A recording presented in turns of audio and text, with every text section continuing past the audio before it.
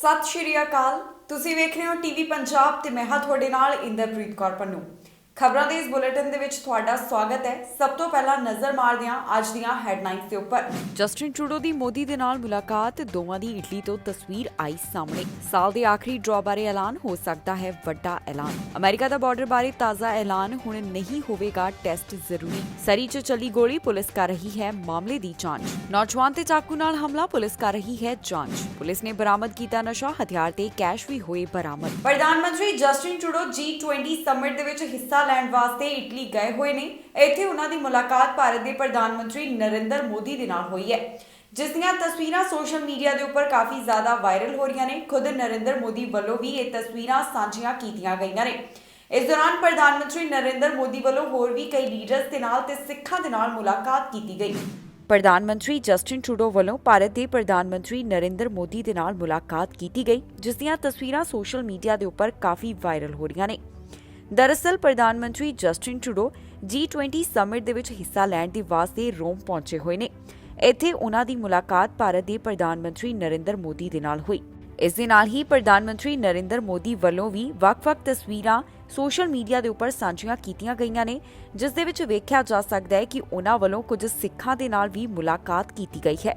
ਇਸ ਬਾਰੇ ਉਹਨਾਂ ਵੱਲੋਂ ਜਾਣਕਾਰੀ ਸਾਂਝੀ ਕੀਤੀ ਗਈ ਕਿ ਉਹਨਾਂ ਵੱਲੋਂ ਇਟਲੀ ਦੇ ਵਿੱਚ ਕੁਝ ਇੰਡੀਅਨ ਕਮਿਊਨਿਟੀ ਦੇ ਮੈਂਬਰਸ ਦੇ ਨਾਲ ਮੁਲਾਕਾਤ ਕੀਤੀ ਗਈ ਹੈ। ਦੱਸ ਦਈਏ ਕਿ ਪ੍ਰਧਾਨ ਮੰਤਰੀ ਜਸਟਿਨ ਟਰੂਡੋ G20 ਸਮਿਟ ਦੇ ਵਿੱਚ ਹਿੱਸਾ ਲੈਣ ਦੇ ਵਾਸਤੇ ਇਟਲੀ ਗਏ ਹੋਏ ਹਨ, ਜਿੱਥੇ ਉਹਨਾਂ ਵੱਲੋਂ ਸਮਿਟ ਦੇ ਵਿੱਚ ਕਈ ਮੁੱਦਿਆਂ ਦਾ ਜ਼ਿਕਰ ਕੀਤਾ ਜਾਵੇਗਾ। ਅੱਜ ਉਹਨਾਂ ਵੱਲੋਂ ਇੱਥੋਂ ਬੋਲਦਿਆਂ ਵੈਕਸੀਨ ਦੇ ਬਾਰੇ ਵੀ ਵੱਡਾ ਐਲਾਨ ਕੀਤਾ, ਜਿਸ ਦੇ ਵਿੱਚ ਦੱਸਿਆ ਗਿਆ ਕਿ ਕੈਨੇਡਾ ਵੱਲੋਂ ਹੁਣ ਕਿੰਨੇ ਟੀਕੇ ਡੋਨੇਟ ਕੀਤੇ ਜਾਣਗੇ। ਪ੍ਰਧਾਨ ਮੰਤਰੀ ਜਸਟਿਨ ਟਰੂਡੋ ਦਾ ਇਹ ਦੌਰਾ 6 ਦਿਨਾਂ ਦਾ ਹੋਣ ਵਾਲਾ ਹੈ, ਜਿੱਥੇ ਉਹਨਾਂ ਵੱਲੋਂ ਵੱਖ-ਵੱਖ ਲੀਡਰਸ ਦੇ ਨਾਲ ਮੁਲਾਕਾਤ ਕੀਤੀ ਜਾ ਰਹੀ ਹੈ। ਕੈਨੇਡਾ ਵੱਲੋਂ ਨਵੰਬਰ ਮਹੀਨੇ ਦੌਰਾਨ ਇਸ ਸਾਲ ਦਾ ਆਖਰੀ ਡਰਾਅ ਕੱਢਿਆ ਜਾਵੇਗਾ, ਜਿਸ ਦੀ IRCC ਵੱਲੋਂ ਜਾਣਕਾਰੀ ਦਿੱਤੀ ਗਈ ਹੈ, ਜਿਸ ਦੇ ਵਿੱਚ ਉਹਨਾਂ ਵੱਲੋਂ ਦੱਸਿਆ ਗਿਆ ਕਿ ਉਮੀਦਵਾਰ ਕਦੋਂ ਤੱਕ ਆਪਣੀ ਪ੍ਰੋਫਾਈਲ ਜਮ੍ਹਾਂ ਕਰਵਾ ਸਕਦੇ ਹਨ। ਦੱਸ ਦਈਏ ਕਿ ਇਮੀਗ੍ਰੇਸ਼ਨ ਮੰਤਰੀ ਬਦਲੇ ਗਏ ਹਨ। ਉਸ ਤੋਂ ਬਾਅਦ ਹੁਣ ਉਮੀਦ ਕੀਤੀ ਜਾ ਰਹੀ ਹੈ ਕਿ ਕੋਈ ਵੱਡਾ ਐਲਾਨ ਹੋ ਸਕਦਾ ਹੈ, ਕਿਉਂਕਿ ਸਤੰਬਰ ਮਹੀਨੇ ਦੌਰਾਨ Canadian experience class express entry draw ਵੀ ਨਹੀਂ ਕੱਢਿਆ ਗਿਆ, ਜਿਸ ਤੋਂ ਬਾਅਦ ਕਈਆਂ ਨੂੰ ਉਮੀਦ ਹੈ ਕਿ ਹੁਣ ਉਹਨਾਂ ਨੂੰ ਕੋਈ ਵੱਡਾ ਸਰਪ੍ਰਾਈਜ਼ ਮਿਲ ਸਕਦਾ ਹੈ। ਕੈਨੇਡਾ ਵੱਲੋਂ ਇਸ ਸਾਲ ਦਾ ਆਖਰੀ ਡਰਾਅ ਕੱਢਿਆ ਜਾਵੇਗਾ, ਜਿਸ ਵਾਸਤੇ ਨਵੰਬਰ 12 ਦਾ ਸਮਾਂ ਤੈਅ ਕੀਤਾ ਗਿਆ ਹੈ। ਜੀ ਹਾਂ, ਕੈਨੇਡਾ ਵੱਲੋਂ ਇਸ ਸਾਲ ਦਾ ਆਖਰੀ ਡਰਾਅ ਨਵੰਬਰ 12 ਨੂੰ ਕੱਢਿਆ ਜਾਵੇਗਾ। ਇਸ ਵਾਸਤੇ IRCC ਵੱਲੋਂ ਜਾਣਕਾਰੀ ਦਿੱਤੀ ਗਈ ਹੈ ਕਿ ਇਸ ਡਰਾਅ ਦੇ ਵਾਸਤੇ ਉਮੀਦਵਾਰ ਨਵੰਬਰ 12 ਤੋਂ ਪਹਿਲਾਂ ਆਪਣੀਆਂ ਪ੍ਰੋਫਾਈਲ ਜਮ੍ਹਾਂ ਕਰਵਾਉਣ। IRCC ਦਾ ਕਹਿਣਾ ਹੈ ਕਿ ਜਦੋਂ ਉਹਨਾਂ ਵੱਲੋਂ ਫਾਈਨਲ ਇਨਵੀਟੇਸ਼ਨ ਭੇਜ ਦਿੱਤੇ ਜਾਣਗੇ ਤਾਂ ਉਸ ਤੋਂ ਬਾਅਦ ਇਸ ਸਾਲ ਵਾਸਤੇ ਪੂਲ ਬੰਦ ਹੋ ਜਾਵੇਗਾ। ਇਸ ਦੇ ਨਾਲ ਹੀ ਦੱਸ ਦਈਏ ਕਿ ਜੇਕਰ ਸੀਜ਼ਨ ਬੰਦ ਹੋਣ ਤੋਂ ਪਹਿਲਾਂ ਤੁਹਾਨੂੰ ਇਨਵੀਟੇਸ਼ਨ ਮਿਲ ਜਾਂਦਾ ਹੈ ਜਾਂ ਫਿਰ ਤੁਹਾਡੇ ਵੱਲੋਂ ਵਰਕ ਪਰਮਿਟ ਐਪਲੀਕੇਸ਼ਨ ਦੀ ਸ਼ੁਰੂਆਤ ਕਰ ਦਿੱਤੀ ਜਾਂਦੀ ਹੈ, ਤਾਂ ਇਸ ਤੋਂ ਬਾਅਦ ਵੀ ਤੁਸੀਂ ਆਪਣੀ ਵਰਕ ਪਰਮਿਟ ਐਪਲੀਕੇਸ਼ਨ ਜਮ੍ਹਾਂ ਕਰਵਾ ਸਕੋਗੇ। ਦੱਸ ਦਈਏ ਕਿ ਕਾਫੀ ਲੰਬੇ ਸਮੇਂ ਤੋਂ ਉਮੀਦ ਕੀਤੀ ਜਾ ਰਹੀ ਸੀ ਕਿ ਕੈਨੇਡਾ ਸਰਕਾਰ ਵੱਲੋਂ ਇਮੀਗ੍ਰੇਸ਼ਨ ਦੇ ਨਾਲ ਸੰਬੰਧਿਤ ਕੋਈ ਵੱਡਾ ਸਰਪ੍ਰਾਈਜ਼ ਲਿਆਂਦਾ ਜਾਵੇਗਾ, ਕਿਉਂਕਿ ਸਤੰਬਰ ਮਹੀਨੇ Canadian experience class express entry draw ਦਾ ਐਲਾਨ ਨਹੀਂ ਕੀਤਾ ਗਿਆ। ਇਸ ਮਹੀਨੇ ਦੌਰਾਨ PNP ਸਪੈਸੀਫਿਕ ਡਰਾਅ ਲਗਾਤਾਰ ਕੱਢੇ ਗਏ, ਜਿਸ ਦੇ ਵਿੱਚ ਕਈ ਉਮੀਦਵਾਰਾਂ ਨੂੰ ਇਨਵੀਟੇਸ਼ਨ ਭੇਜੇ ਗਏ। ਹੁਣ ਕੈਨੇਡਾ ਦੇ ਇਮੀਗ੍ਰੇਸ਼ਨ ਮੰਤਰੀ ਨੂੰ ਵੀ ਬਦਲਿਆ ਗਿਆ ਹੈ, ਜਿਸ ਤੋਂ ਬਾਅਦ ਲਗਾਤਾਰ ਇਸ ਤਰ੍ਹਾਂ ਦੀਆਂ ਉਮੀਦਾਂ ਲਗਾਈਆਂ ਜਾ ਰਹੀਆਂ ਨੇ ਕਿ ਇਮੀਗ੍ਰੇਸ਼ਨ ਦੇ ਨਾਲ ਸੰਬੰਧਿਤ ਕੋਈ ਵੱਡਾ ਐਲਾਨ ਹੋ ਸਕਦਾ ਹੈ। ਕੈਨੇਡਾ ਵੱਲੋਂ ਇਸ ਸਾਲ ਦਾ ਜੋ ਇਮੀਗ੍ਰੇਸ਼ਨ ਦੇ ਨਾਲ ਸੰਬੰਧਿਤ ਟਾਰਗੇਟ ਤੈਅ ਕੀਤਾ ਗਿਆ, ਉਹ ਵੀ ਅਜੇ ਤੱਕ ਪੂਰਾ ਨਹੀਂ ਹੋ ਸਕਿਆ। ਹੁਣ ਦੇਖਣਾ ਹੋਵੇਗਾ ਕਿ ਜੋ ਆਖਰੀ ਡਰਾਅ ਕੈਨੇਡਾ ਵੱਲੋਂ ਕੱਢਿਆ ਜਾਂਦਾ ਹੈ, ਇਹ ਕਿਸ ਤਰ੍ਹਾਂ ਦਾ ਡਰਾਅ ਹੋਵੇਗਾ ਤੇ ਇਸ ਵਿੱਚ ਕਿੰਨੇ ਸੱਦੇ ਜਾਰੀ ਕੀਤੇ ਜਾਣਗੇ। ਅਮਰੀਕਾ ਵੱਲੋਂ 8 ਨਵੰਬਰ ਤੋਂ ਫੁੱਲੀ ਵੈਕਸੀਨੇਟਡ ਕੈਨੇਡੀਅਨਸ ਦਾ ਬਾਰਡਰ ਰਾਹੀਂ ਸਵਾਗਤ ਕੀਤਾ ਜਾਵੇਗਾ। ਇਸ ਬਾਰੇ ਅਮਰੀਕਾ ਵੱਲੋਂ ਜਾਣਕਾਰੀ ਦਿੰਦਿਆਂ ਦੱਸਿਆ ਗਿਆ ਕਿ ਬਾਰਡਰ ਦੇ ਰਾਹੀਂ ਆਉਣ ਦੇ ਉੱਪਰ ਉਹਨਾਂ ਦਾ ਰੈਪਿਡ ਟੈਸਟ ਨਹੀਂ ਕੀਤਾ ਜਾਵੇਗਾ। ਇਸ ਬਾਰੇ ਹੋਰ ਅਮਰੀਕਾ ਵੱਲੋਂ ਕੀ ਕਿਹਾ ਗਿਆ, ਤੁਹਾਨੂੰ ਦੱਸਾਂਗੇ ਇਸ ਖਬਰ ਦੇ ਵਿੱਚ। ਅਮਰੀਕਾ ਵੱਲੋਂ ਬਾਰਡਰ ਸੰਬੰਧੀ ਤਾਜ਼ਾ ਅਪਡੇਟ ਸਾਂਝੀ ਕੀਤੀ ਗਈ ਹੈ, ਜਿਸ ਦੇ ਵਿੱਚ ਉਹਨਾਂ ਦਾ ਕਹਿਣਾ ਹੈ ਕਿ ਬਾਰਡਰ ਰਾਹੀਂ ਦਾਖਲ ਹੋਣ ਵਾਲੇ ਕੈਨੇਡੀਅਨਸ ਦੇ ਲਈ ਟੈਸਟ ਕਰਵਾਉਣਾ ਜ਼ਰੂਰੀ ਨਹੀਂ ਹੋਵੇਗਾ। ਇਸ ਬਾਰੇ US department of homeland security ਵੱਲੋਂ ਜਾਣਕਾਰੀ ਦਿੱਤੀ ਗਈ ਹੈ, ਜਿਸ ਦੇ ਵਿੱਚ ਉਹਨਾਂ ਦੱਸਿਆ ਕਿ ਬਾਰਡਰ ਰਾਹੀਂ ਜਿਹੜੇ ਕੈਨੇਡੀਅਨਸ ਦਾਖਲ ਹੋਣਗੇ, ਉਹਨਾਂ ਵਾਸਤੇ ਕੋਰੋਨਾ ਦਾ ਟੈਸਟ ਜ਼ਰੂਰੀ ਨਹੀਂ ਹੋਵੇਗਾ। ਅਮਰੀਕਾ ਵੱਲੋਂ 8 ਨਵੰਬਰ ਤੋਂ ਫੁੱਲੀ ਵੈਕਸੀਨੇਟਡ ਕੈਨੇਡੀਅਨਸ ਦਾ ਬਾਰਡਰ ਰਾਹੀਂ ਸਵਾਗਤ ਕੀਤਾ ਜਾਵੇਗਾ। ਇਸ ਬਾਰਡਰ ਦੇ ਰਾਹੀਂ ਦਾਖਲ ਹੋਣ ਵਾਲੇ ਕੈਨੇਡੀਅਨਸ ਦੇ ਵਾਸਤੇ ਜ਼ਰੂਰੀ ਹੈ ਕਿ ਉਹ ਫੁੱਲੀ ਵੈਕਸੀਨੇਟਡ ਹੋਣ। ਉਹਨਾਂ ਦੀ WHO ਵੱਲੋਂ ਮਾਨਤਾ ਪ੍ਰਾਪਤ ਵੈਕਸੀਨ ਲੱਗੀ ਹੋਣੀ ਚਾਹੀਦੀ ਹੈ ਤੇ ਜਿਨ੍ਹਾਂ ਵੱਲੋਂ ਕੋਵਿਡ-19 ਵੈਕਸੀਨ ਮਿਕਸ ਕਰਕੇ ਲਗਵਾਈ ਗਈ, ਉਹਨਾਂ ਨੂੰ ਵੀ ਅਮਰੀਕਾ ਵੱਲੋਂ ਮਨਜ਼ੂਰ ਕੀਤਾ ਜਾਵੇਗਾ। ਇਸ ਤੋਂ ਪਹਿਲਾਂ ਅਮਰੀਕਾ ਵੱਲੋਂ ਕਿਹਾ ਗਿਆ ਸੀ ਕਿ ਉਹਨਾਂ ਵੱਲੋਂ ਮਿਕਸਡ ਵੈਕਸੀਨ ਮਨਜ਼ੂਰ ਨਹੀਂ ਕੀਤੀ ਜਾਵੇਗੀ, ਪਰ ਬਾਅਦ ਦੇ ਵਿੱਚ ਜੋ ਐਲਾਨ ਅਮਰੀਕਾ ਵੱਲੋਂ ਕੀਤਾ ਗਿਆ ਉਸ ਦੇ ਵਿੱਚ ਉਹਨਾਂ ਕਿਹਾ ਕਿ ਜਿਨ੍ਹਾਂ ਵੱਲੋਂ ਐਸਟ੍ਰਾਜੈਨੇਕਾ ਵੈਕਸੀਨ ਦਾ ਪਹਿਲਾ ਸ਼ਾਟ ਤੇ ਬਾਅਦ ਦੇ ਵਿੱਚ ਕਿਸੇ ਹੋਰ ਵੈਕਸੀਨ ਦਾ ਸ਼ਾਟ ਹਾਸਲ ਕੀਤਾ ਗਿਆ, ਉਹ ਵੀ ਬਾਰਡਰ ਰਾਹੀਂ ਅਮਰੀਕਾ ਦੇ ਵਿੱਚ ਦਾਖਲ ਹੋ ਸਕਣਗੇ। ਜ਼ਿਕਰਯੋਗ ਹੈ ਕਿ ਬਾਰਡਰ ਰਾਹੀਂ ਦਾਖਲ ਹੋਣ ਵਾਲੇ ਯਾਤਰੀਆਂ ਦੇ ਵਾਸਤੇ ਬਾਰਡਰ ਦੇ ਉੱਪਰ ਟੈਸਟ ਜ਼ਰੂਰੀ ਨਹੀਂ ਹੋਵੇਗਾ, ਪਰ ਯਾਤਰੀਆਂ ਵਾਸਤੇ ਅਜੇ ਵੀ PCR ਦਾ ਟੈਸਟ ਜ਼ਰੂਰੀ ਹੋਵੇਗਾ। ਇਸ ਟੈਸਟ ਦੇ ਉੱਪਰ $200 ਤੱਕ ਦਾ ਖਰਚਾ ਆਉਂਦਾ ਹੈ। ਜ਼ਿਕਰਯੋਗ ਹੈ ਕਿ ਅਮਰੀਕਾ ਵੱਲੋਂ ਮਾਰਚ 2020 ਤੋਂ ਹੀ ਬਾਰਡਰ ਨੂੰ ਬੰਦ ਰੱਖਿਆ ਗਿਆ। ਲੰਬੇ ਸਮੇਂ ਤੋਂ ਇਸ ਬਾਰਡਰ ਨੂੰ ਖੋਲ੍ਹਣ ਦੀ ਮੰਗ ਉੱਠ ਰਹੀ ਸੀ, ਪਰ ਅਮਰੀਕਾ ਵੱਲੋਂ ਇਸ ਨੂੰ ਖੋਲ੍ਹਣ ਦੇ ਵਿੱਚ ਕਾਫੀ ਸਮਾਂ ਲਗਾ ਦਿੱਤਾ ਗਿਆ। ਕੈਨੇਡਾ ਵੱਲੋਂ ਅਗਸਤ ਮਹੀਨੇ ਤੋਂ ਹੀ ਫੁੱਲੀ ਵੈਕਸੀਨੇਟਡ ਯਾਤਰੀਆਂ ਦਾ ਬਾਰਡਰ ਦੇ ਰਾਹੀਂ ਸਵਾਗਤ ਕੀਤਾ ਜਾ ਰਿਹਾ ਹੈ, ਪਰ ਅਮਰੀਕਾ ਵੱਲੋਂ ਸਮੇਂ-ਸਮੇਂ ਤੇ ਬਾਰਡਰ ਸੰਬੰਧੀ ਰੋਕ ਨੂੰ ਅੱਗੇ ਵਧਾਇਆ ਜਾਂਦਾ ਰਿਹਾ ਤੇ ਆਖਿਰਕਾਰ ਅਮਰੀਕਾ ਵੱਲੋਂ ਐਲਾਨ ਕਰ ਦਿੱਤਾ ਗਿਆ ਕਿ ਉਹਨਾਂ ਵੱਲੋਂ 8 ਨਵੰਬਰ ਤੋਂ ਬਾਰਡਰ ਖੋਲ੍ਹਿਆ ਜਾਵੇਗਾ, ਜਿਸ ਦੇ ਰਾਹੀਂ ਕੈਨੇਡੀਅਨਸ ਦਾਖਲ ਹੋ ਸਕਣਗੇ, ਪਰ ਜ਼ਰੂਰੀ ਹੈ ਕਿ ਉਹਨਾਂ ਦੇ ਕੋਰੋਨਾ ਵੈਕਸੀਨ ਦੇ ਦੋਨੋਂ ਸ਼ਾਟਸ ਲੱਗੇ ਹੋਣ। ਇਸ ਦੇ ਨਾਲ ਹੀ ਅਮਰੀਕਾ ਵੱਲੋਂ ਵੱਖ-ਵੱਖ ਦੇਸ਼ਾਂ ਦੇ ਯਾਤਰੀਆਂ ਦਾ ਵੀ ਸਵਾਗਤ ਨਵੰਬਰ ਮਹੀਨੇ ਤੋਂ ਕੀਤਾ ਜਾਵੇਗਾ, ਜਿਸ ਦਾ ਮਤਲਬ ਹੈ ਕਿ ਨਾਨ ਐਸੈਂਸ਼ੀਅਲ ਟਰੈਵਲ ਦੇ ਵਾਸਤੇ ਵੱਖ-ਵੱਖ ਦੇਸ਼ਾਂ ਤੋਂ ਯਾਤਰੀ ਅਮਰੀਕਾ ਦੇ ਵਿੱਚ ਆ ਸਕਣਗੇ, ਪਰ ਜ਼ਰੂਰੀ ਹੈ ਕਿ ਉਹ ਵੈਕਸੀਨੇਟਡ ਹੋਣ। ਵੈਲੀ ਤੋਂ ਗੋਲੀਬਾਰੀ ਦਾ ਮਾਮਲਾ ਸਾਹਮਣੇ ਆਇਆ, ਜਿਸ ਦੇ ਬਾਰੇ ਪੁਲਿਸ ਵੱਲੋਂ ਜਾਣਕਾਰੀ ਸਾਂਝੀ ਕੀਤੀ ਗਈ ਹੈ। ਪੁਲਿਸ ਦਾ ਕਹਿਣਾ ਹੈ ਕਿ ਉਹਨਾਂ ਵੱਲੋਂ ਘਟਨਾ ਵਾਲੀ ਥਾਂ ਤੋਂ ਇੱਕ ਸਸਪੈਕਟ ਨੂੰ ਵੀ ਗ੍ਰਿਫਤਾਰ ਕੀਤਾ ਗਿਆ ਹੈ। ਫਿਲਹਾਲ ਉਹਨਾਂ ਵੱਲੋਂ ਅਜੇ ਇਸ ਮਾਮਲੇ ਦੀ ਇਨਵੈਸਟੀਗੇਸ਼ਨ ਕੀਤੀ ਜਾ ਰਹੀ ਹੈ। ਅਜੇ ਪੀੜਤ ਦਾ ਨਾਮ ਵੀ ਪੁਲਿਸ ਵੱਲੋਂ ਜਨਤਕ ਨਹੀਂ ਕੀਤਾ ਗਿਆ। ਵੈਲੀ ਤੋਂ ਇੱਕ ਗੋਲੀਬਾਰੀ ਦਾ ਮਾਮਲਾ ਸਾਹਮਣੇ ਆਇਆ, ਜਿਸ ਦੀ ਸਰੀ RCMP ਵੱਲੋਂ ਜਾਂਚ ਕੀਤੀ ਜਾ ਰਹੀ ਹੈ। ਜਾਣਕਾਰੀ ਮੁਤਾਬਕ ਇਹ ਘਟਨਾ 1 ਵਜੇ ਦੇ ਕਰੀਬ 136 ਸਟਰੀਟ ਦੇ 11100 ਬਲਾਕ ਦੇ ਵਿੱਚ ਵਾਪਰੀ। ਇਸ ਬਾਰੇ ਰਿਲੀਜ਼ ਦੇ ਵਿੱਚ ਪੁਲਿਸ ਵੱਲੋਂ ਜਾਣਕਾਰੀ ਦਿੱਤੀ ਗਈ ਹੈ। ਆਫੀਸਰਸ ਜਦੋਂ ਘਟਨਾ ਵਾਲੀ ਥਾਂ ਦੇ ਉੱਪਰ ਪਹੁੰਚੇ ਤਾਂ ਉਹਨਾਂ ਨੇ ਦੇਖਿਆ ਕਿ ਇੱਕ ਵਿਅਕਤੀ ਗੋਲੀ ਲੱਗਣ ਦੇ ਕਾਰਨ ਜ਼ਖਮੀ ਹਾਲਤ ਦੇ ਵਿੱਚ ਸੀ। ਇਸ ਤੋਂ ਬਾਅਦ ਇਸ ਨੂੰ ਹਸਪਤਾਲ ਦੇ ਵਿੱਚ ਭਰਤੀ ਕਰਵਾਇਆ ਗਿਆ। ਪੁਲਿਸ ਦਾ ਕਹਿਣਾ ਹੈ ਕਿ ਉਹਨਾਂ ਵੱਲੋਂ ਸਸਪੈਕਟ ਨੂੰ ਵੀ ਗ੍ਰਿਫਤਾਰ ਕੀਤਾ ਗਿਆ ਹੈ। ਇਸ ਸਮੇਂ ਪੁਲਿਸ ਵੱਲੋਂ ਸ਼ੁਰੂਆਤੀ ਸਟੇਜ ਦੇ ਉੱਪਰ ਇਸ ਮਾਮਲੇ ਦੀ ਪੜਤਾਲ ਕੀਤੀ ਜਾ ਰਹੀ ਹੈ। ਪੁਲਿਸ ਦਾ ਕਹਿਣਾ ਹੈ ਕਿ ਇਹ ਇੱਕ ਆਈਸੋਲੇਟਡ ਇਨਸੀਡੈਂਟ ਹੈ ਤੇ ਇਸ ਦਾ ਲੋਅਰ ਮੇਨਲੈਂਡ ਗੈਂਗ ਕੌਨਫਲਿਕਟ ਦੇ ਨਾਲ ਕੋਈ ਵੀ ਸੰਬੰਧ ਨਹੀਂ ਹੈ। ਇਸ ਬਾਰੇ ਪੁਲਿਸ ਵੱਲੋਂ ਅਜੇ ਵਧੇਰੇ ਜਾਣਕਾਰੀ ਸਾਂਝੀ ਨਹੀਂ ਕੀਤੀ ਗਈ। ਪੁਲਿਸ ਵੱਲੋਂ ਅਜੇ ਪੀੜਤ ਦਾ ਨਾਮ ਜਨਤਕ ਨਹੀਂ ਕੀਤਾ ਗਿਆ। ਸਰੀ RCMP ਦਾ ਕਹਿਣਾ ਹੈ ਕਿ ਜੇਕਰ ਕਿਸੇ ਨੂੰ ਵੀ ਇਸ ਘਟਨਾ ਦੇ ਬਾਰੇ ਕੋਈ ਜਾਣਕਾਰੀ ਹੋਵੇ ਤਾਂ ਸਰੀ RCMP ਦੇ ਨਾਲ 604 599 0502 ਜਾਂ ਫਿਰ ਕ੍ਰਾਈਮ ਸਟਾਪਰਸ ਦੇ ਨਾਲ 1800 222 ਦੇ ਉੱਪਰ ਕਾਲ ਕਰਕੇ ਜਾਣਕਾਰੀ ਸਾਂਝੀ ਕੀਤੀ ਜਾ ਸਕਦੀ ਹੈ। ਸਰੀ RCMP ਦੇ ਹੱਥ ਵੱਡੀ ਸਫਲਤਾ ਲੱਗੀ ਹੈ, ਜਿੱਥੇ ਉਹਨਾਂ ਵੱਲੋਂ ਜੋ ਵਾਰੰਟ ਐਗਜ਼ੀਕਿਊਟ ਕੀਤੇ ਗਏ ਉਸ ਦੇ ਤਹਿਤ ਵੱਡੀ ਮਾਤਰਾ ਦੇ ਵਿੱਚ ਨਸ਼ਾ ਬਰਾਮਦ ਕੀਤਾ ਗਿਆ। ਜਾਣਕਾਰੀ ਦੇ ਮੁਤਾਬਕ ਉਹਨਾਂ ਵੱਲੋਂ ਇਸ ਸੰਬੰਧੀ 2 ਜਾਣਿਆਂ ਨੂੰ ਗ੍ਰਿਫਤਾਰ ਵੀ ਕੀਤਾ ਗਿਆ ਹੈ। ਇਹਨਾਂ ਕੋਲੋਂ ਨਸ਼ੇ ਦੇ ਇਲਾਵਾ ਹਥਿਆਰ, ਨਕਦੀ ਅਤੇ ਫੋਨ ਵੀ ਬਰਾਮਦ ਹੋਇਆ। ਨਸ਼ੇ ਦੇ ਮਾਮਲੇ ਦੇ ਵਿੱਚ ਸਰੀ RCMP ਦੇ ਹੱਥ ਵੱਡੀ ਸਫਲਤਾ ਲੱਗੀ ਹੈ, ਜਿੱਥੇ ਉਹਨਾਂ ਵੱਲੋਂ ਛਾਪੇਮਾਰੀ ਦੌਰਾਨ ਵੱਡੀ ਮਾਤਰਾ ਦੇ ਵਿੱਚ ਨਸ਼ਾ ਬਰਾਮਦ ਕੀਤਾ ਗਿਆ। ਸਰੀ RCMP ਵੱਲੋਂ ਜੋ ਇਸ ਬਾਰੇ ਜਾਣਕਾਰੀ ਦਿੱਤੀ ਗਈ ਉਸ ਦੇ ਮੁਤਾਬਕ ਪੁਲਿਸ ਵੱਲੋਂ ਹਥਿਆਰ, ਡਰੱਗਸ ਅਤੇ ਕੈਸ਼ ਬਰਾਮਦ ਕੀਤਾ ਗਿਆ ਹੈ। ਇਸ ਬਾਰੇ ਸਰੀ RCMP ਵੱਲੋਂ ਇੱਕ ਰਿਲੀਜ਼ ਜਾਰੀ ਕਰਕੇ ਇਨਫੋਰਮੇਸ਼ਨ ਸਾਂਝੀ ਕੀਤੀ ਗਈ ਹੈ। ਉਹਨਾਂ ਦੱਸਿਆ ਕਿ ਫੈਂਟਨਲ ਦੀਆਂ ਵੱਧ ਮਾਤਰਾ ਦੇ ਵਿੱਚ ਖੁਰਾਕਾਂ ਬਰਾਮਦ ਹੋਈਆਂ ਹਨ। ਇਸ ਮਾਮਲੇ ਸੰਬੰਧੀ ਪੁਲਿਸ ਵੱਲੋਂ ਹੁਣ ਤੱਕ 2 ਜਾਣਿਆਂ ਨੂੰ ਗ੍ਰਿਫਤਾਰ ਵੀ ਕੀਤਾ ਗਿਆ ਹੈ। ਪੁਲਿਸ ਦੇ ਦੱਸਣ ਦੇ ਮੁਤਾਬਕ 13 ਅਕਤੂਬਰ ਨੂੰ ਉਹਨਾਂ ਵੱਲੋਂ 3 ਸਰਚ ਵਾਰੰਟਾਂ ਨੂੰ ਅੰਜਾਮ ਦਿੱਤਾ ਗਿਆ, ਜਿਸ ਦੇ ਤਹਿਤ ਉਹਨਾਂ ਵੱਲੋਂ ਡਰੱਗਸ, ਕੈਸ਼, ਫੋਨ ਅਤੇ ਹਥਿਆਰ ਦੀ ਬਰਾਮਦਗੀ ਕੀਤੀ ਗਈ ਹੈ। ਇਹ ਸਰਚ ਵਾਰੰਟ ਲੋਅਰ ਮੇਨਲੈਂਡ ਦੇ ਨਾਲ ਸੰਬੰਧਿਤ ਗੈਂਗ ਦੇ ਨਾਲ ਜੁੜੇ ਹੋਏ ਡਰੱਗ ਤਸਕਰੀ ਰੈਕਟ ਦੇ ਨਾਲ ਸੰਬੰਧਿਤ ਹੈ। ਪੁਲਿਸ ਵੱਲੋਂ ਦੱਸਿਆ ਗਿਆ ਕਿ ਇਹ ਸਰਚ ਵਾਰੰਟ ਉਹਨਾਂ ਵੱਲੋਂ 97 ਐਵੀਨਿਊ, 96A ਐਵੀਨਿਊ ਅਤੇ ਸੈਂਟਰਲ ਐਵੀਨਿਊ ਦੇ ਵਿੱਚ ਚਲਾਏ ਗਏ। ਪੁਲਿਸ ਦੇ ਦੱਸਣ ਦੇ ਮੁਤਾਬਕ ਫੈਂਟਨਲ ਤੋਂ ਇਲਾਵਾ ਅੱਧਾ ਕਿਲੋ ਕੋਕੇਨ ਅਤੇ ਹੋਰ ਵੀ ਨਸ਼ਾ ਬਰਾਮਦ ਕੀਤਾ ਗਿਆ। ਇੰਨਾ ਹੀ ਨਹੀਂ, ਸਰੀ RCMP ਵੱਲੋਂ ਫੋਨ, $14,000 ਕੈਸ਼ ਅਤੇ ਇੱਕ ਘੜੀ ਅਤੇ ਹਥਿਆਰ ਵੀ ਬਰਾਮਦ ਕੀਤਾ ਗਿਆ ਹੈ। ਟੋਰਾਂਟੋ ਦੇ ਇੱਕ ਹਿੱਸੇ ਤੋਂ ਜੋ ਗੋਲੀਬਾਰੀ ਦਾ ਮਾਮਲਾ ਸਾਹਮਣੇ ਆਇਆ ਸੀ, ਉਸ ਸੰਬੰਧੀ ਪੁਲਿਸ ਵੱਲੋਂ 2 ਜਾਣਿਆਂ ਨੂੰ ਚਾਰਜ ਕੀਤਾ ਗਿਆ। ਇਹਨਾਂ 2 ਜਾਣਿਆਂ ਦੇ ਉੱਪਰ ਫਰਸਟ ਡਿਗਰੀ ਮਰਡਰ ਚਾਰਜ ਲਗਾਏ ਗਏ ਹਨ। ਇਸ ਘਟਨਾ ਦੇ ਵਿਕਟਮ ਦੀ ਪਹਿਚਾਣ ਵੀ ਪੁਲਿਸ ਵੱਲੋਂ ਜਨਤਕ ਕਰ ਦਿੱਤੀ ਗਈ ਹੈ ਤੇ ਨਾਲ ਹੀ ਜਿਨ੍ਹਾਂ ਵਿਅਕਤੀਆਂ ਦੇ ਉੱਪਰ ਚਾਰਜ ਲਗਾਏ ਗਏ ਉਹਨਾਂ ਦੇ ਨਾਮ ਵੀ ਸਾਂਝੇ ਕੀਤੇ ਗਏ ਨੇ। ਨਾਰਥ ਯਾਰਕ ਤੋਂ ਜੋ ਗੋਲੀਬਾਰੀ ਦਾ ਮਾਮਲਾ ਸਾਹਮਣੇ ਆਇਆ ਸੀ, ਉਸ ਸੰਬੰਧੀ ਟੋਰਾਂਟੋ ਪੁਲਿਸ ਵੱਲੋਂ 2 ਜਾਣਿਆਂ ਨੂੰ ਚਾਰਜ ਕੀਤਾ ਗਿਆ। ਇਹਨਾਂ 2 ਜਾਣਿਆਂ ਦੇ ਉੱਪਰ ਪੁਲਿਸ ਵੱਲੋਂ ਫਰਸਟ ਡਿਗਰੀ ਮਰਡਰ ਚਾਰਜ ਲਗਾਏ ਗਏ ਹਨ। ਦੱਸ ਦਈਏ ਕਿ ਨਾਰਥ ਯਾਰਕ ਦੇ ਵਿੱਚ ਜੋ ਗੋਲੀਬਾਰੀ ਹੋਈ ਸੀ, ਇਸ ਦੌਰਾਨ ਇੱਕ ਵਿਅਕਤੀ ਦੀ ਮੌਤ ਹੋ ਗਈ ਅਤੇ ਦੂਸਰਾ ਜ਼ਖਮੀ ਹਾਲਤ ਦੇ ਵਿੱਚ ਦੱਸਿਆ ਗਿਆ। ਇਸ ਬਾਰੇ ਆਫੀਸਰਸ ਦੇ ਵੱਲੋਂ ਜਾਣਕਾਰੀ ਦਿੱਤੀ ਗਈ ਹੈ ਕਿ ਇਹ ਮਾਮਲਾ ਅਕਤੂਬਰ 21 ਨੂੰ ਸਾਹਮਣੇ ਆਇਆ, ਜਿੱਥੇ ਪਾਰਕਿੰਗ ਲਾਟ ਦੇ ਵਿੱਚ ਉਹਨਾਂ ਨੂੰ ਗੋਲੀਬਾਰੀ ਦੇ ਬਾਰੇ ਜਾਣਕਾਰੀ ਮਿਲੀ। ਪੁਲਿਸ ਜਦੋਂ ਘਟਨਾ ਵਾਲੀ ਥਾਂ ਦੇ ਉੱਪਰ ਪਹੁੰਚੀ ਤਾਂ ਉਹਨਾਂ ਨੇ ਦੇਖਿਆ ਕਿ ਇਸ ਖੇਤਰ ਦੇ ਵਿੱਚ ਕੋਈ ਪ੍ਰਾਈਵੇਟ ਇਵੈਂਟ ਚੱਲ ਰਿਹਾ ਸੀ। ਪੁਲਿਸ ਨੂੰ ਇੱਥੇ ਇੱਕ ਜ਼ਖਮੀ ਹਾਲਤ ਦੇ ਵਿੱਚ ਵਿਅਕਤੀ ਮਿਲਿਆ, ਜਿਸ ਨੂੰ ਕਈ ਗੋਲੀਆਂ ਲੱਗੀਆਂ ਹੋਈਆਂ ਸਨ। ਜ਼ਖਮੀ ਹਾਲਤ ਦੇ ਵਿੱਚ ਇਸ ਵਿਅਕਤੀ ਨੂੰ ਟਰਾਮਾ ਸੈਂਟਰ ਦੇ ਵਿੱਚ ਭਰਤੀ ਕਰਵਾਇਆ ਗਿਆ, ਜਿੱਥੇ ਉਸ ਨੂੰ ਮ੍ਰਿਤਕ ਐਲਾਨ ਕਰ ਦਿੱਤਾ ਗਿਆ।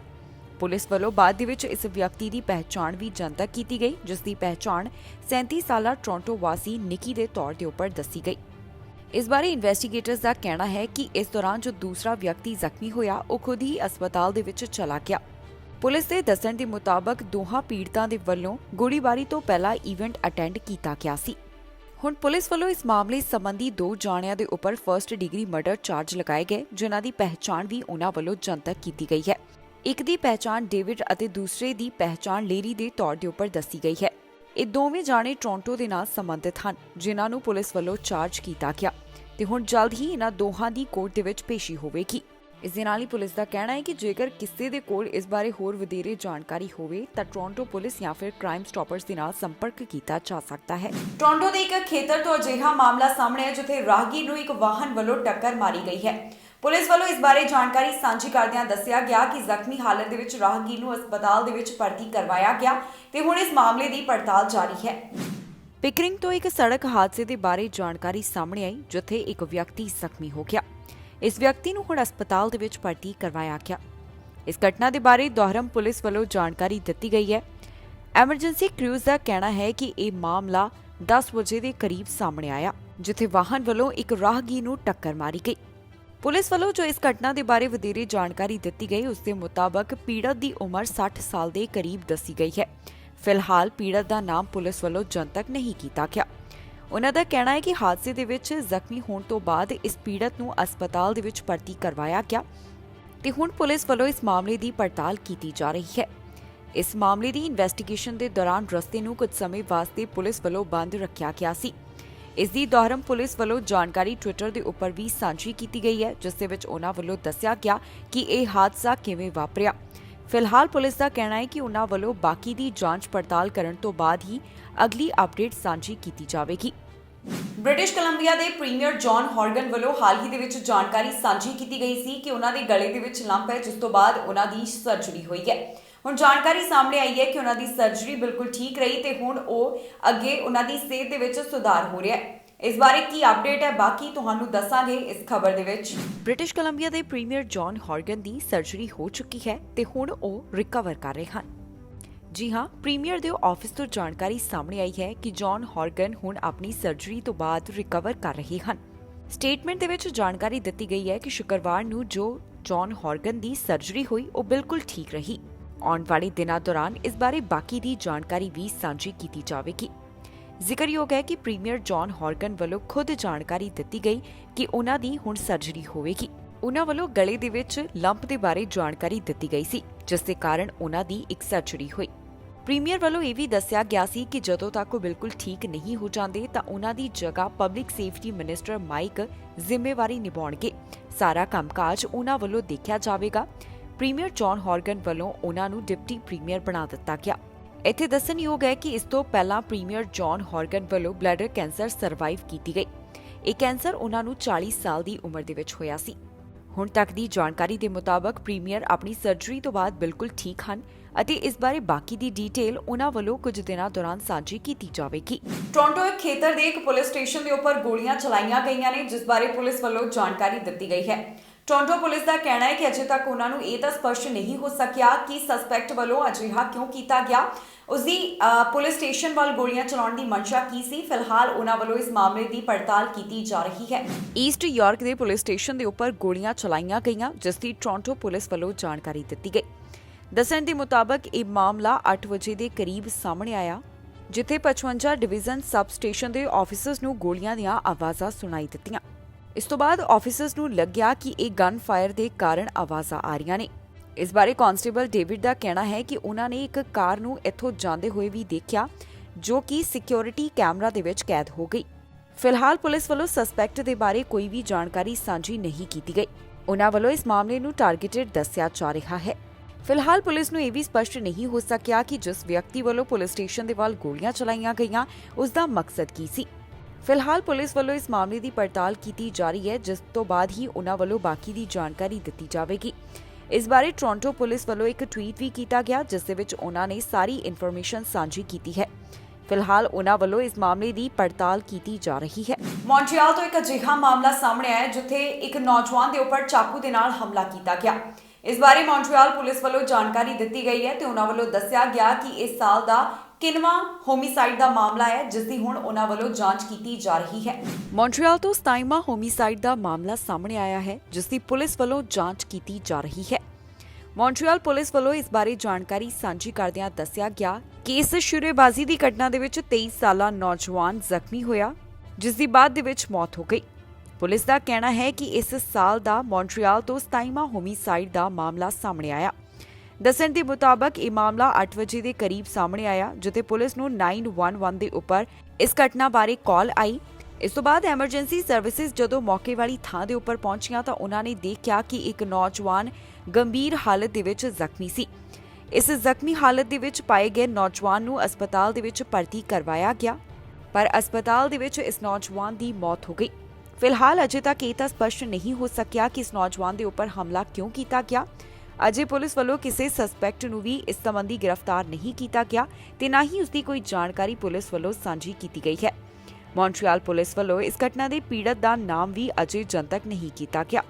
ਫਿਲਹਾਲ ਉਨ੍ਹਾਂ ਵੱਲੋਂ ਇਸ ਮਾਮਲੇ ਦੀ ਪੜਤਾਲ ਕੀਤੀ ਜਾ ਰਹੀ ਹੈ, ਜਿਸ ਤੋਂ ਬਾਅਦ ਹੀ ਬਾਕੀ ਦੀ ਜਾਣਕਾਰੀ ਸਾਂਝੀ ਕੀਤੀ ਜਾਵੇਗੀ। ਬ੍ਰਿਟਿਸ਼ ਕੋਲੰਬੀਆ ਤੋਂ ਵੈਕਸੀਨ ਕਾਰਡ ਦੇ ਬਾਰੇ ਜਾਣਕਾਰੀ ਸਾਹਮਣੇ ਆਈ ਹੈ, ਜਿਸ ਦੇ ਮੁਤਾਬਕ ਹੁਣ ਪ੍ਰੋਵਿੰਸ ਦੇ ਵਿੱਚ ਫੈਡਰਲ ਵੈਕਸੀਨ ਕਾਰਡ ਨੂੰ ਵੀ ਡਾਊਨਲੋਡ ਕੀਤਾ ਜਾ ਸਕਦਾ ਹੈ। ਕਿਸ ਤਰ੍ਹਾਂ ਇਹ ਤੁਹਾਨੂੰ ਉਪਲਬਧ ਹੋਵੇਗਾ ਜਾਂ ਫਿਰ ਕਿਸ ਤਰ੍ਹਾਂ ਇਸ ਨੂੰ ਤੁਸੀਂ ਹਾਸਲ ਕਰ ਸਕਦੇ ਹੋ, ਇਸ ਬਾਰੇ ਬ੍ਰਿਟਿਸ਼ ਕੋਲੰਬੀਆ ਵੱਲੋਂ ਜਾਣਕਾਰੀ ਦਿੱਤੀ ਗਈ ਹੈ, ਜੋ ਕਿ ਅਸੀਂ ਤੁਹਾਡੇ ਨਾਲ ਇਸ ਖਬਰ ਦੇ ਵਿੱਚ ਸਾਂਝੀ ਕਰਾਂਗੇ। ਨਾਲ ਹੀ ਫੈਡਰਲ ਸਰਕਾਰ ਵੱਲੋਂ ਕਿਹਾ ਗਿਆ ਹੈ ਕਿ ਕੁਝ ਸਮੇਂ ਤੱਕ ਬ੍ਰਿਟਿਸ਼ ਕੋਲੰਬੀਆ ਵਾਸੀ ਇੱਥੋਂ ਦੇ ਪ੍ਰੋਵਿੰਸ ਦੇ ਵੈਕਸੀਨ ਕਾਰਡ ਦੀ ਵਰਤੋਂ ਯਾਤਰਾ ਵਾਸਤੇ ਕਰ ਸਕਣਗੇ। ਬ੍ਰਿਟਿਸ਼ ਕੋਲੰਬੀਆ ਤੋਂ ਵੈਕਸੀਨ ਪਾਸਪੋਰਟ ਦੇ ਬਾਰੇ ਜਾਣਕਾਰੀ ਸਾਹਮਣੇ ਆਈ ਹੈ। ਫੈਡਰਲ ਸਰਕਾਰ ਵੱਲੋਂ ਜੋ ਵੈਕਸੀਨੇਸ਼ਨ ਪਾਸਪੋਰਟ ਸਿਸਟਮ ਦਾ ਐਲਾਨ ਕੀਤਾ ਗਿਆ, ਹੁਣ ਉਹ ਬ੍ਰਿਟਿਸ਼ ਕੋਲੰਬੀਆ ਦੇ ਵਿੱਚ ਵੀ ਉਪਲਬਧ ਹੋ ਗਿਆ ਹੈ। ਹੁਣ ਬ੍ਰਿਟਿਸ਼ ਕੋਲੰਬੀਆ ਵਾਸੀ ਵੀ ਇਸ ਫੈਡਰਲ ਕਾਰਡ ਨੂੰ ਹਾਸਲ ਕਰ ਸਕਦੇ ਹਨ। ਇਸ ਦੇ ਵਾਸਤੇ ਬ੍ਰਿਟਿਸ਼ ਕੋਲੰਬੀਆ ਵਾਸੀਆਂ ਨੂੰ ਸਿਰਫ ਇਹੀ ਕਰਨਾ ਹੋਵੇਗਾ, ਜਾਂ ਤਾਂ ਉਹ ਮਿਨਿਸਟਰੀ ਦੀ ਵੈਬਸਾਈਟ ਦੇ ਉੱਪਰੋਂ ਇਸ ਨੂੰ ਹਾਸਲ ਕਰ ਲੈਣ ਜਾਂ ਫਿਰ 1833-838-2323 ਦੇ ਉੱਪਰ ਕਾਲ ਕਰਕੇ ਇਹ ਕਾਰਡ ਲਿਆ ਜਾ ਸਕਦਾ ਹੈ। ਇਸ ਦੇ ਬਾਰੇ ਇਹ ਵੀ ਜਾਣਕਾਰੀ ਸਾਹਮਣੇ ਆਈ ਹੈ ਕਿ ਜਦੋਂ ਤੱਕ ਇਹ ਫੈਡਰਲ ਵੈਕਸੀਨ ਕਾਰਡ ਨਹੀਂ ਮਿਲ ਜਾਂਦਾ, ਉਦੋਂ ਤੱਕ ਬ੍ਰਿਟਿਸ਼ ਕੋਲੰਬੀਆ ਵਾਸੀ ਯਾਤਰਾ ਵਾਸਤੇ ਬ੍ਰਿਟਿਸ਼ ਕੋਲੰਬੀਆ ਵੈਕਸੀਨ ਕਾਰਡ ਦੀ ਵਰਤੋਂ ਕਰ ਸਕਦੇ ਹਨ। ਇਸ ਵਾਸਤੇ ਉਹਨਾਂ ਨੂੰ 30 ਨਵੰਬਰ ਤੱਕ ਦਾ ਸਮਾਂ ਦਿੱਤਾ ਗਿਆ ਹੈ। ਇਸ ਦੇ ਨਾਲ ਹੀ ਦੱਸ ਦਈਏ ਕਿ ਬ੍ਰਿਟਿਸ਼ ਕੋਲੰਬੀਆ ਦੇ ਵਿੱਚ ਨਾਨ ਐਸੈਂਸ਼ੀਅਲ ਐਕਟੀਵਿਟੀਜ਼ ਦੇ ਵਾਸਤੇ ਬ੍ਰਿਟਿਸ਼ ਕੋਲੰਬੀਆ ਦੇ ਵੈਕਸੀਨ ਕਾਰਡ ਦੀ ਵਰਤੋਂ ਕੀਤੀ ਜਾ ਸਕਦੀ ਹੈ, ਜਿਸ ਦੇ ਵਿੱਚ ਰੈਸਟੋਰੈਂਟ ਅਤੇ ਸਪੋਰਟਿੰਗ ਇਵੈਂਟ ਨੂੰ ਸ਼ਾਮਲ ਕੀਤਾ ਗਿਆ। ਜ਼ਿਕਰਯੋਗ ਹੈ ਕਿ तमाम ਬ੍ਰਿਟਿਸ਼ ਕੋਲੰਬੀਆ ਵਾਸੀਆਂ ਦੇ ਵਾਸਤੇ ਹੁਣ ਵੈਕਸੀਨ ਕਾਰਡ ਲਿਆਂਦਾ ਗਿਆ ਹੈ। ਇਸ ਵਾਸਤੇ ਜ਼ਰੂਰੀ ਹੈ ਕਿ ਉਹਨਾਂ ਦੇ ਕੋਵਿਡ-19 ਵੈਕਸੀਨ ਦੇ 2 ਸ਼ਾਟਸ ਲੱਗੇ ਹੋਣ। ਇਹ ਵੈਕਸੀਨ WHO ਵੱਲੋਂ ਮਾਨਤਾ ਪ੍ਰਾਪਤ ਹੋਣੀ ਚਾਹੀਦੇ ਨੇ ਤੇ ਦੂਸਰੀ ਡੋਜ਼ 14 ਦਿਨ ਪਹਿਲਾਂ ਲੱਗੀ ਹੋਣੀ ਚਾਹੀਦੀ ਹੈ, ਜਿਸ ਦਾ ਮਤਲਬ ਹੈ ਕਿ ਯਾਤਰਾ ਤੋਂ 14 ਦਿਨ ਪਹਿਲਾਂ ਵੈਕਸੀਨ ਦੀ ਦੂਸਰੀ ਡੋਜ਼ ਲੱਗੀ ਹੋਣੀ ਜ਼ਰੂਰੀ ਹੈ। ਪ੍ਰਧਾਨ ਮੰਤਰੀ ਜਸਟਿਨ ਟਰੂਡੋ ਵੱਲੋਂ ਅੱਜ ਵੈਕਸੀਨ ਦੇ ਨਾਲ ਜੁੜਿਆ ਹੋਇਆ ਵੱਡਾ ਐਲਾਨ ਕੀਤਾ ਗਿਆ, ਜਿਸ ਦੇ ਮੁਤਾਬਕ ਹੁਣ ਕੈਨੇਡਾ ਵੱਲੋਂ ਮੋਡਰਨਾ ਟੀਕੇ ਦਾਨ ਕੀਤੇ ਜਾਣਗੇ। ਪ੍ਰਧਾਨ ਮੰਤਰੀ ਦਾ ਕਹਿਣਾ ਹੈ ਕਿ ਉਹਨਾਂ ਵੱਲੋਂ 10 ਮਿਲੀਅਨ ਤੱਕ ਮੋਡਰਨਾ ਵੈਕਸੀਨ ਡੋਨੇਟ ਕੀਤੀ ਜਾਵੇਗੀ। ਵੈਕਸੀਨ ਦੇ ਨਾਲ ਜੁੜਿਆ ਹੋਇਆ ਪ੍ਰਧਾਨ ਮੰਤਰੀ ਜਸਟਿਨ ਟਰੂਡੋ ਵੱਲੋਂ ਅੱਜ ਇੱਕ ਵੱਡਾ ਐਲਾਨ ਕੀਤਾ ਗਿਆ, ਜਿਸ ਦੇ ਵਿੱਚ ਉਹਨਾਂ ਵੱਲੋਂ ਦੱਸਿਆ ਗਿਆ ਕਿ ਕੈਨੇਡਾ ਵੱਲੋਂ ਕਿੰਨੀਆਂ ਵੈਕਸੀਨ ਦਾਨ ਕੀਤੀਆਂ ਜਾਣਗੀਆਂ। ਕੈਨੇਡਾ ਵੱਲੋਂ ਕੋਵੈਕਸ ਵੈਕਸੀਨ ਦੇ ਜ਼ਰੀਏ 10 ਮਿਲੀਅਨ ਮੋਡਰਨਾ ਵੈਕਸੀਨ ਦਾਨ ਕੀਤੀਆਂ ਜਾਣਗੀਆਂ ਤੇ ਨਾਲ ਹੀ $15 ਮਿਲੀਅਨ ਅਫਰੀਕਾ ਦੇ ਵਿੱਚ ਵੈਕਸੀਨ ਬਣਾਉਣ ਸੰਬੰਧੀ ਉਹਨਾਂ ਵੱਲੋਂ ਦਾਨ ਕੀਤੇ ਜਾਣ ਦਾ ਐਲਾਨ ਕੀਤਾ ਗਿਆ। ਇਸ ਡੋਨੇਸ਼ਨ ਦੇ ਬਾਰੇ ਪ੍ਰਧਾਨ ਮੰਤਰੀ ਜਸਟਿਨ ਟਰੂਡੋ ਵੱਲੋਂ ਰੋਮ ਤੋਂ ਜਾਣਕਾਰੀ ਦਿੱਤੀ ਗਈ। ਦੱਸ ਦਈਏ ਕਿ ਪ੍ਰਧਾਨ ਮੰਤਰੀ ਜਸਟਿਨ ਟਰੂਡੋ G20 ਸਮਿਟ ਦੇ ਵਿੱਚ ਹਿੱਸਾ ਲੈਣ ਦੇ ਵਾਸਤੇ ਗਏ ਹੋਏ ਹਨ, ਜਿੱਥੇ ਉਹਨਾਂ ਵੱਲੋਂ ਦੱਸਿਆ ਗਿਆ ਕਿ ਕੈਨੇਡਾ ਵੱਲੋਂ ਕਿੰਨੇ ਮੋਡਰਨਾ ਟੀਕੇ ਦਾਨ ਕੀਤੇ ਜਾਣਗੇ। ਇਸ ਵੈਕਸੀਨ ਦੇ ਬਾਰੇ ਹੋਰ ਕਿਹੜੀ ਜਾਣਕਾਰੀ ਸਾਹਮਣੇ ਆਈ ਹੈ, ਆਓ ਤੁਹਾਨੂੰ ਸੁਣਾਉਂਦੇ ਹਾਂ। Canada's commitment of 200 million doses by the end of 2022 is very significant, given our size and given the fact that we do not have our own domestic biomanufacturing capacity. I would also like to remind people that Canada has stepped up, and we stepped up very early on, with a $1.3 billion contribution to the ACT Accelerator. We right now are one of only 6 countries in the world that have made our full assessed contribution as assessed by the people running ACT Accelerator. So we are standing up and doing our share, and that is absolutely the right thing to do. In terms of the timing of the doses, the other thing that I would point out, as the Prime Minister announced today, is that we did announce that we will be donating 10 million Moderna doses. And we, it's, as we have experienced in the provision of doses to Canada itself, it's hard to be exactly precise, and maybe particularly hard for Canada since we're not manufacturing this stuff ourselves. But let me just say, we expect those Moderna doses to be delivered quickly. ਸਰੀ ਦੇ ਵਿੱਚ ਵੱਡੀ ਗਿਣਤੀ ਆਬਾਦੀ ਵੱਲੋਂ ਕੋਵਿਡ-19 vaccine ਹਾਸਲ ਕੀਤੀ ਗਈ ਹੈ। ਸਰੀ ਦੇ ਵਿੱਚ ਕਾਫੀ ਵੱਡੀ ਗਿਣਤੀ ਅਜਿਹੀ ਹੈ ਜਿਨ੍ਹਾਂ ਵੱਲੋਂ ਕੋਵਿਡ-19 ਵੈਕਸੀਨ ਦੇ ਦੋਨੋਂ ਸ਼ਾਟਸ ਹਾਸਲ ਕਰ ਲਏ ਗਏ ਨੇ। ਇਸ ਖਬਰ ਦੇ ਵਿੱਚ ਸਾਰੀ ਡਿਟੇਲ ਤੁਹਾਡੇ ਨਾਲ ਸਾਂਝੀ ਕਰਾਂਗੇ ਕਿ ਸਰੀ ਦੇ ਕਿਸ ਹਿੱਸੇ ਵਿੱਚ ਕਿੰਨੀ ਆਬਾਦੀ ਇਸ ਸਮੇਂ ਫੁੱਲੀ ਵੈਕਸੀਨੇਟਡ ਹੈ। ਸਰੀ 'ਚ ਵੱਧ ਗਿਣਤੀ ਲੋਕਾਂ ਵੱਲੋਂ ਕੋਵਿਡ-19 ਵੈਕਸੀਨ ਹਾਸਲ ਕੀਤੀ ਜਾ ਚੁੱਕੀ ਹੈ। ਸਰੀ ਦੇ ਵਿੱਚ ਜਿਨ੍ਹਾਂ ਦੀ ਉਮਰ 12 ਸਾਲ ਅਤੇ ਇਸ ਤੋਂ ਵੱਧ ਹੈ, ਅਜਿਹੇ 87.6% ਲੋਕਾਂ ਵੱਲੋਂ ਕੋਵਿਡ-19 ਵੈਕਸੀਨ ਹਾਸਲ ਕੀਤੀ ਜਾ ਚੁੱਕੀ ਹੈ। ਇਸ ਬਾਰੇ ਜਾਣਕਾਰੀ BCC-DC ਦੇ ਰੀਜਨਲ ਸਰਵੇਲੈਂਸ ਡੈਸ਼ਬੋਰਡ ਤੋਂ ਸਾਹਮਣੇ ਆਈ, ਜਿਸ ਦੇ ਮੁਤਾਬਕ ਸਰੀ ਦੇ ਵਿੱਚ 12 ਸਾਲ ਅਤੇ ਇਸ ਤੋਂ ਵੱਧ ਉਮਰ ਵਾਲਿਆਂ ਦੇ ਵਿੱਚ ਵੈਕਸੀਨੇਸ਼ਨ ਰੇਟ ਨਾਰਥ ਸਰੀ ਦੇ ਵਿੱਚ 85%, ਵੈਲੀ ਦੇ ਵਿੱਚ 88%, ਗਿਲਫੋਰਡ ਦੇ ਵਿੱਚ 84%, ਵੈਸਟ ਨਿਊਟਨ ਦੇ ਵਿੱਚ 90%, ਈਸਟ ਨਿਊਟਨ ਦੇ ਵਿੱਚ 90%, ਫਲੀਟਵੁੱਡ ਦੇ ਵਿੱਚ 99%, ਕਲੋਵਰਡੇਲ ਦੇ ਵਿੱਚ 87%, ਪੈਨੋਰਾਮਾ ਦੇ ਵਿੱਚ 90% ਅਤੇ ਸਾਊਥ ਸਰੀ ਦੇ ਵਿੱਚ 86% ਹੈ।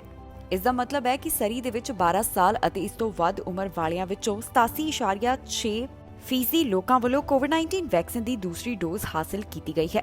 ਪ੍ਰੋਵਿੰਸ ਦੇ ਵਿੱਚ 12 ਸਾਲ ਤੋਂ 17 ਸਾਲ ਏਜ ਗਰੁੱਪ ਦੇ ਵਿੱਚ ਵੈਕਸੀਨੇਸ਼ਨ ਰੇਟ 78.7% ਦਾ ਹੈ, ਜਿਨ੍ਹਾਂ ਵੱਲੋਂ ਕੋਵਿਡ-19 ਵੈਕਸੀਨ ਦੀਆਂ ਦੋਨੋਂ ਡੋਜ਼ ਲਗਵਾਈਆਂ ਗਈਆਂ।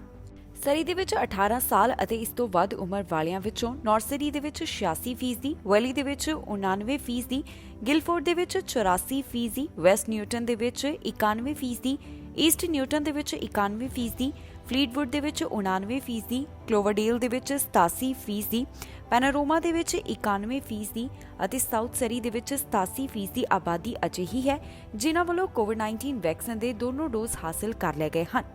ਇਸ ਦੇ ਨਾਲ ਹੀ 50 ਸਾਲ ਅਤੇ ਇਸ ਤੋਂ ਵੱਧ ਉਮਰ ਵਾਲਿਆਂ ਵਿੱਚੋਂ ਨਾਰਥ ਸਰੀ ਦੇ ਵਿੱਚ 85%, ਵੈਲੀ ਦੇ ਵਿੱਚ 90%, ਗਿਲਫੋਰਡ ਦੇ ਵਿੱਚ 87%, ਵੈਸਟ ਨਿਊਟਨ ਦੇ ਵਿੱਚ 92%, ਈਸਟ ਨਿਊਟਨ ਦੇ ਵਿੱਚ 92%, ਫਲੀਟਵੁੱਡ ਦੇ ਵਿੱਚ 91%, ਕਲੋਵਰਡੇਲ ਦੇ ਵਿੱਚ 90%, ਪੈਨੋਰਾਮਾ ਦੇ ਵਿੱਚ 93% ਅਤੇ ਸਾਊਥ ਸਰੀ ਦੇ ਵਿੱਚ 99% ਆਬਾਦੀ ਫੁੱਲੀ ਵੈਕਸੀਨੇਟਡ ਹੈ। ਇਸ ਦੇ ਨਾਲ ਹੀ ਦੱਸ ਦਈਏ ਕਿ ਸਰੀ ਦੇ ਵਿੱਚ ਪਹਿਲਾਂ ਦੇ ਮੁਕਾਬਲੇ ਵੀਕਲੀ ਕੇਸਿਸ ਦੇ ਵਿੱਚ ਵੀ ਵਾਧਾ ਦਰਜ ਕੀਤਾ ਗਿਆ ਹੈ। ਇਸ ਖਬਰ ਦੇ ਵਿੱਚ ਜਾਣਕਾਰੀ ਤੁਹਾਡੇ ਨਾਲ ਸਾਂਝੀ ਕਰਾਂਗੇ ਕਿ ਕੈਨੇਡਾ ਦੇ ਕਿਸ ਹਿੱਸੇ ਤੋਂ ਕਿੰਨੇ ਕੋਰੋਨਾ ਵਾਇਰਸ ਦੇ ਮਾਮਲੇ ਸਾਹਮਣੇ ਆਏ, ਇਹਨਾਂ ਪ੍ਰੋਵਿੰਸਸ ਦੇ ਵਿੱਚ ਕੋਰੋਨਾ ਵਾਇਰਸ ਦੇ ਕੀ ਹਾਲਾਤ ਬਣੇ ਹੋਏ ਨੇ, ਜਾਣਕਾਰੀ ਤੁਹਾਡੇ ਨਾਲ ਸਾਂਝੀ ਕਰਾਂਗੇ ਇਸ ਖਬਰ ਦੇ ਵਿੱਚ। ਓਨਟਾਰੀਓ ਤੋਂ 24 ਘੰਟਿਆਂ ਦੌਰਾਨ 356 ਕੋਰੋਨਾ ਵਾਇਰਸ ਦੇ ਮਾਮਲੇ ਸਾਹਮਣੇ ਆਏ ਅਤੇ ਇਹਨਾਂ 24 ਘੰਟਿਆਂ ਦੌਰਾਨ 4 ਮੌਤਾਂ ਇਸ ਵਾਇਰਸ ਦੇ ਕਾਰਨ ਹੋ ਗਈਆਂ। ਜਿਹੜੇ ਮਾਮਲੇ 24 ਘੰਟਿਆਂ ਦੌਰਾਨ ਦਰਜ ਕੀਤੇ ਗਏ, ਇਹਨਾਂ ਵਿੱਚ 195 ਅਨਵੈਕਸੀਨੇਟਡ, 13 ਪਾਰਸ਼ਲੀ ਵੈਕਸੀਨੇਟਡ ਅਤੇ 126 ਫੁੱਲੀ ਵੈਕਸੀਨੇਟਡ ਸ਼ਾਮਲ ਹਨ। ਓਨਟਾਰੀਓ ਦੇ ਵਿੱਚ ਵੱਡੀ ਗਿਣਤੀ ਆਬਾਦੀ ਵੱਲੋਂ ਕੋਵਿਡ-19 ਵੈਕਸੀਨ ਹਾਸਲ ਕੀਤੀ ਗਈ ਹੈ। ਓਨਟਾਰੀਓ ਦੇ ਵਿੱਚ 88% ਤੋਂ ਵੱਧ ਆਬਾਦੀ ਅਜਿਹੀ ਹੈ ਜਿਨ੍ਹਾਂ ਵੱਲੋਂ ਕੋਵਿਡ-19 ਵੈਕਸੀਨ ਦੀ ਇੱਕ ਡੋਜ਼ ਹਾਸਲ ਕੀਤੀ ਗਈ ਅਤੇ 84% ਆਬਾਦੀ ਵੱਲੋਂ ਕੋਵਿਡ-19 ਵੈਕਸੀਨ ਦੀਆਂ ਦੋਨੋਂ ਡੋਜ਼ ਹਾਸਲ ਕਰ ਲਈਆਂ ਗਈਆਂ ਨੇ। ਪ੍ਰੋਵਿੰਸ ਦੇ ਵਿੱਚ ਐਕਟਿਵ ਕੇਸਿਸ ਦਾ ਅੰਕੜਾ 3050 ਦੇ ਕਰੀਬ ਹੈ, ਜਿਸ ਦੀ ਜਾਣਕਾਰੀ ਮਿਨਿਸਟਰੀ ਆਫ ਹੈਲਥ ਵੱਲੋਂ ਦਿੱਤੀ ਗਈ ਹੈ। ਹੁਣ ਤੱਕ ਇਸ ਸੂਬੇ ਦੇ ਵਿੱਚ 9869 ਮੌਤਾਂ ਇਸ ਵਾਇਰਸ ਦੇ ਕਾਰਨ ਹੋ ਚੁੱਕੀਆਂ ਨੇ।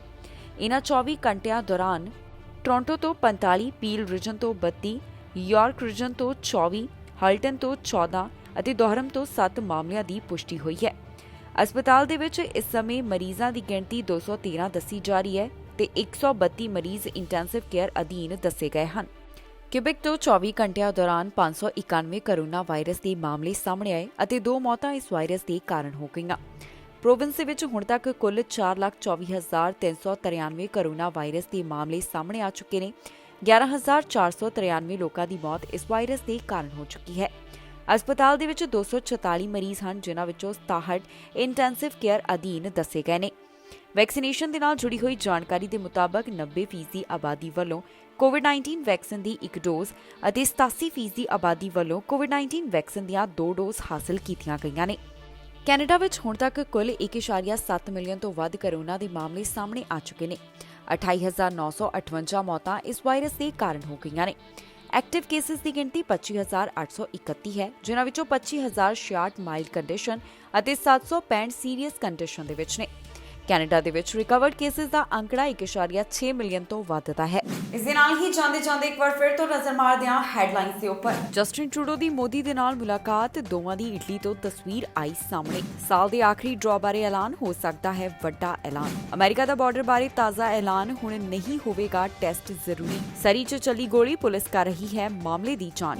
ਨੌਜਵਾਨ ਤੇ ਚਾਕੂ ਨਾਲ ਹਮਲਾ, ਪੁਲਿਸ ਕਰ ਰਹੀ ਹੈ ਜਾਂਚ। ਪੁਲਿਸ ਨੇ ਬਰਾਮਦ ਕੀਤਾ ਨਸ਼ਾ, ਹਥਿਆਰ ਤੇ ਕੈਸ਼ ਵੀ ਹੋਏ ਬਰਾਮਦ। ਖਬਰਾਂ ਦੇ ਇਸ ਬੁਲੇਟਿਨ ਦੇ ਵਿੱਚ ਇੰਨਾ ਹੀ। ਨਵੀਆਂ ਤੇ ਤਾਜ਼ੀਆਂ ਖਬਰਾਂ ਲੈ ਕੇ ਫਿਰ ਤੋਂ ਹਾਜ਼ਰ ਹੋਵਾਂਗੇ।